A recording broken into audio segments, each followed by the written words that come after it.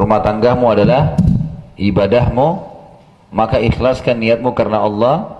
Dan cara agar kita bisa menjadikan sebagai ibadah, lakukan karena Allah subhanahu wa ta'ala.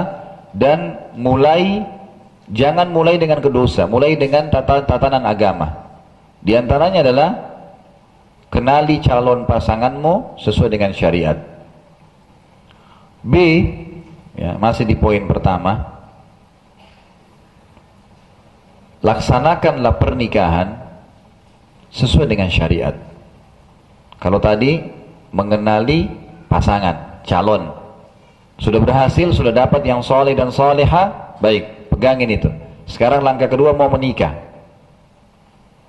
Menikahlah ya, dengan cara syariat. Ada 5 hal yang harus diperhatikan dalam masalah ini. Pernikahan Islami. Yang pertama, tidak boleh ada kemaksiatan. Jangan mulai ibadah dengan kemaksiatan. Contoh, terbuka aurat. Banyak muslimah, Masya Allah, sudah pakai jilbab.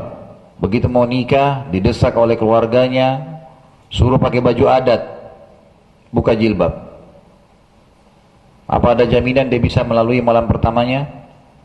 Mungkin dia bisa meninggal pada saat dia buka auratnya. Mulai dengan kemaksiatan ini bagaimana caranya? Tidak boleh ada hadir penyanyi-penyanyi yang mengundang maksiat. Penyanyi dangdut, penyanyi ini, perempuan kelihatan auratnya. Lalu para hadirin bersorak-sorak, nonton, melihat pahanya penyanyi, betisnya, auratnya, rambutnya. Lebih parah lagi, banyak orang karena punya kelebihan harta, dia ajak berzina tuh penyanyi. Janjian setelah acara itu. Siapa yang tanggung dosanya? Yang buat acara. Dia punya andil. Bahkan sekarang acara pernikahan di Jakarta, di Indonesia secara umum, kalau di Jakarta lebih khusus lagi, di gedung-gedung mewah, seringkali mereka jadikan sebagai ajang pertemuan untuk zina. Laki-laki keluar dengan penampilan yang paling bagus, perempuan dengan paling bagus, ketemu, janjian. Gedungnya di lantai dasar hotel, janjian di hotel di atas, berzina. Bertemu. Makanya ini berbahaya sekali. Jangan mulai pernikahan dengan kemaksiatan. Musik yang dibolehkan hanya gendang, duf, yang dipukul oleh wanita dan sesama wanita, bukan depan laki-laki. Itu satu-satunya dalil yang membolehkan alat musik di pernikahan. Kalau selain daripada ini tidak dibolehkan. Termasuk masalah pembagian waktu, pengaturan waktu tamu. Kalau saya pandu teman-teman yang ikut belajar dengan saya di taklim, kalau mau menikah secara Islami, maka usahakan waktu antara tamu laki-laki dan perempuan terpisah. Itu paling ideal. Misal hari Ahad undangan pernikahan sekaligus gedung.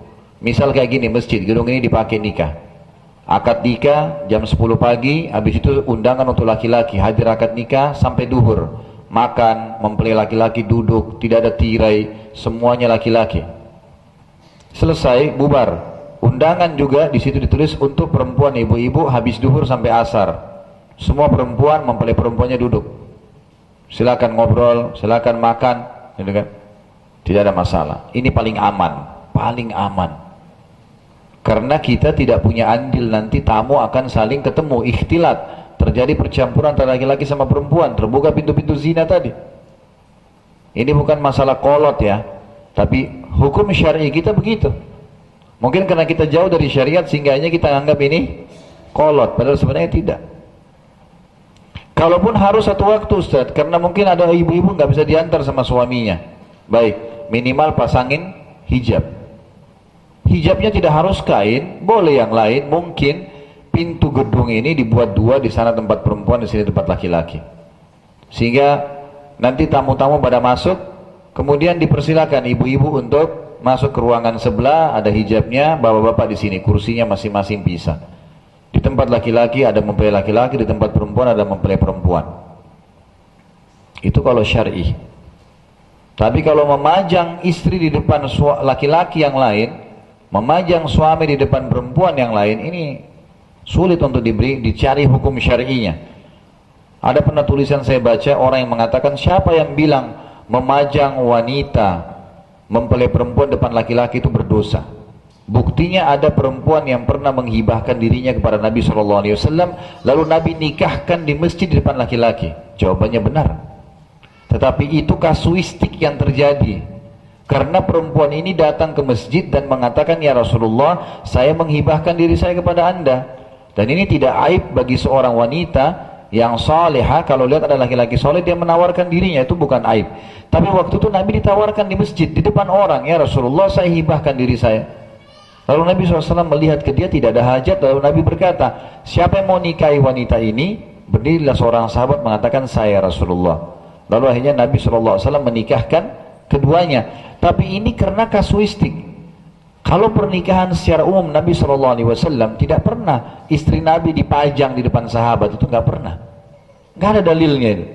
Bahkan Zainab, mantan istrinya Zaid anak angkatnya Nabi SAW, waktu cerai, Nabi SAW menurunkan hijab antara Zaid sama Zainab. Padahal ini mantan suaminya.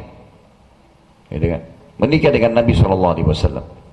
Istrinya Zaid yang tadinya adalah anak angkat Nabi SAW, Zaidnya cerai sama istrinya, maka Allah menikahkan Nabi SAW dengan Zainab untuk menjelaskan hukum kepada umat Islam, bolehnya seseorang menikah dengan mantan pasangan anak angkat, karena itu bukan mahram. Karena itu bukan mahram. Tapi diturunkan hijab. Diturunkan hijab.